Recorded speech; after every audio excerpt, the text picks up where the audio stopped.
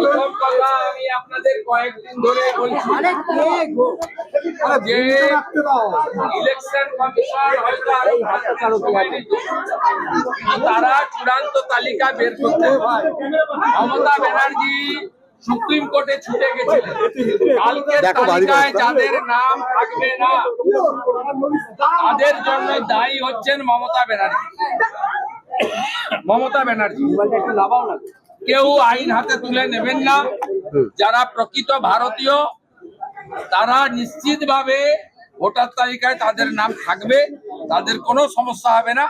যে জটিলতা বা সমস্যা তৈরি হয়েছে বা করেছে এর জন্য দায়ী রাজ্যের মুখ্যমন্ত্রী মমতা বন্দ্যোপাধ্যায়।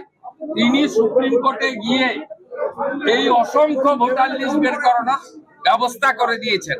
কালকে চূড়ান্ত লিস্ট, এরপরে 294টা বিধানসভা কেন্দ্রে 294টা সাপ্লিমেন্ট লিস্ট বেরোবে। এবং কখন বেরোবে, কি বেরোবে তো আমি বলতে পারবো না, জুডিশিয়াল অফিসাররা বলতে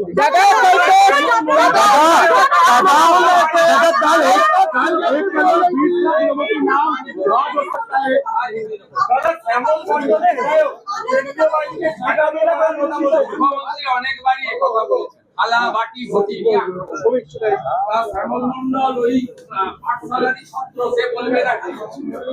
এটা তো আজকে নতুন কথা না। ইলেকশন কমিশন তার ব্যবস্থা নেবে। আমরা ভারতীয় জনতা পার্টি কারোর উপর নির্ভরশীল নয়। আমরা 19, 21, 24-এর নির্বাচনে 40% ভোট পেয়েছি, 2,30,00,000 ভোটারের বেশি। 58 লক্ষ এবং প্লাস 12 লক্ষ 70 লক্ষ নাম তো চলে গেছে অবৈধ ভোটার, বাকিটা ঝাড়াই বাছাই হবে। এবং এই মুহূর্তে তৃণমূল কংগ্রেসের সঙ্গে বিজেপির কোনো ভোটের গ্যাপ নেই, এটুকু আমি বলতে পারি। কালকে চূড়ান্ত ভোটার তালিকা প্রকাশের প্রাককালে এতদিন ভুয়া ভোটার, মৃত voter, triple double entry voter সব তৃণমূল মারতো। বিকেল বেলা ক্যামেরা বন্ধ করে তারা মারতো। এমনকি অবৈধ বাংলাদেশি অনুপ্রবেশকারী মুসলিমদের প্রত্যেকটা ভোট তৃণমূল কংগ্রেসের পক্ষে যেত। তার প্রমাণ সাত শেখ যখন আসামের এসটিএফ গ্রেপ্তার করে তিনি বলেন যে আমি 3 বার ভোট দিয়েছি তৃণমূল কংগ্রেস।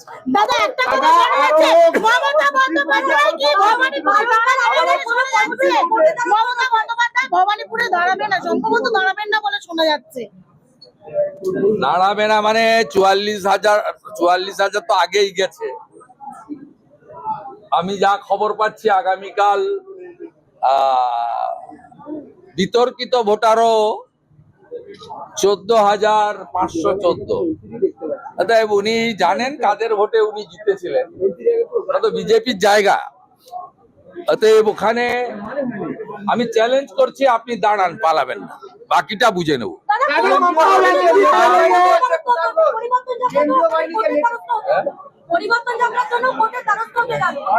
এই রাজ্যে ভোটে যাওয়ার ক্ষেত্রে